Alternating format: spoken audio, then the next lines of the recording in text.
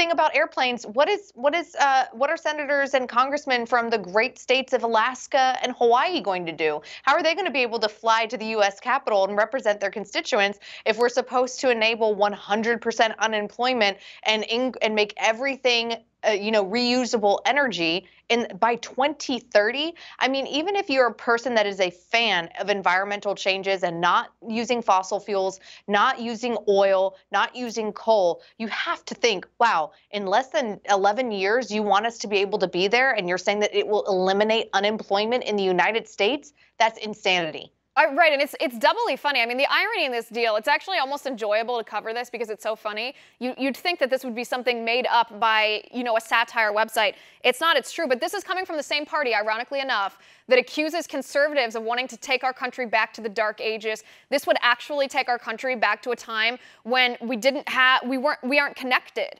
If we didn't have any airplanes, I wouldn't even be able to go home and visit my family very often because it would take me 5 days to get back to Ohio on a train rather than hopping on and, complaining about my seat for 5 hours until I got there. It's absolutely insane. McConnell is brilliant. I mean, I really think they should be doing this more in the Senate and more in the House, especially, actually, I said this a couple years ago when Obama was president, but we had control of the House. They should have tried to pass bills or tried to bring bills up for vote, even if they knew Obama would veto them. They should have gotten all the Democrats on record time and time again for what they actually stand for. Yes, on conservative issues, so that their constituents said, hey, wait a second, that's not how we want you to vote.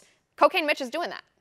And I love that. And I don't know why Markey and Booker and AOC and other people have an issue with this, because it turns out that they are doing their job. As the Senate leader, he is saying, hey, we do need to bring this to the vote. We do need to bring this open for dialogue. We do need to make the American people, on C-SPAN, that thing that's free for everybody to watch and it's protected by the First Amendment, to pay attention to and see what is happening in this bill. And I don't know why Democrats are trying to cover it up, especially if they say that this is the new movement that's going to save the world. Right, exactly. You'd think they'd all want a virtue signal, even if it's not in its final form, because this would be a non-binding resolution. They'd want a virtue signal and say, yes, I voted for this to change the world. Want to see more videos like this?